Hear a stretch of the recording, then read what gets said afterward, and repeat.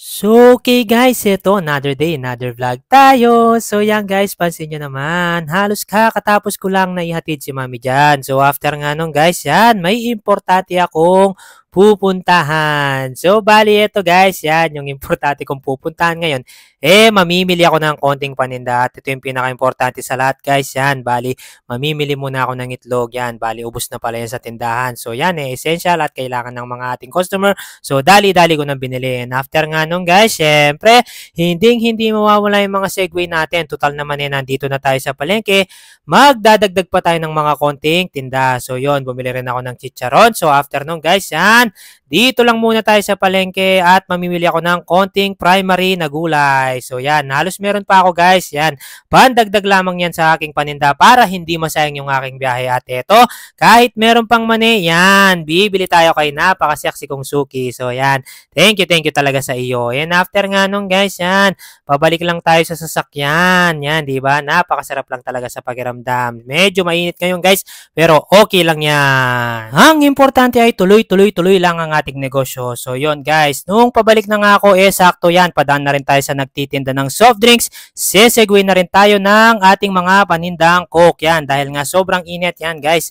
Grabe. Thank you Lord, napakalakas ng ating soft drinks. At ayun, nagdagdag na rin ako ng konting Wilkins para sa mga bata. So yan, kinarga na ni Boss Gor ko guys. Yan, maraming salamat sa iyo Boss Gor. Iba ka talaga.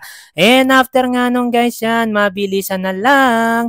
Pabalik na tayo sa ating tindahan. So yan guys, ang sarap lang sa feeling na kahit papano nakakapag-grind pa rin tayo. At ayun, on the way na ako sa aming bahay. Grabe guys, diba?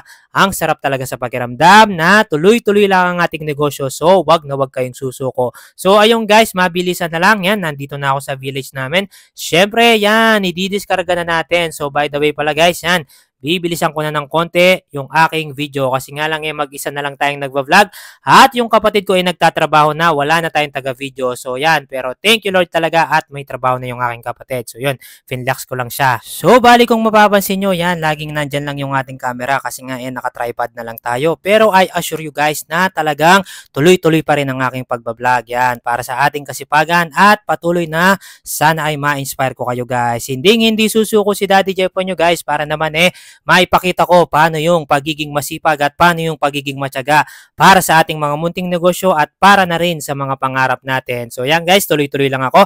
Inayos ko lang yung soft drinks. Yan, after nun, yan, yung mga pangmalakasan nating Wilkins para sa mga bata dito sa aming community. So yan, dali-dali ko na rin inayos yan guys.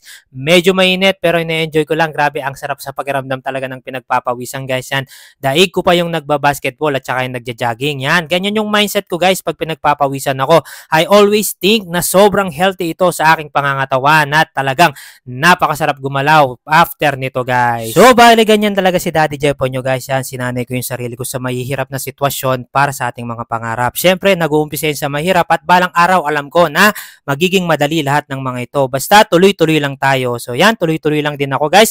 At sana ikaw din ay tuloy ka rin at wag na wag kang susuko sa iyong negosyo. Mahina man o malakas yan. Okay lang yan guys. Basta wag na wag kang susuko. Yung mga natatalo lang naman sa buhay ay yung mga nagko-quit. So yan, 'di ba? Napakasarap talaga sa pakiramdam. So yan, halos patapos na ako dito, guys. At eto, isasabit ko lang yung ating mga pangmalakasang chicharon. Tapos yan, last na to, guys. Ayusin ko lang yung mga primary gulay natin. So ito, guys, mapapaisip ka kung magpapautang ka pa. Yan, 'di ba? Sobrang pawis ko. So wag na wag kang magpapautang. So yun lamang, guys. Maraming salamat. Bye-bye. Thank God kayo sa akin and God bless you po.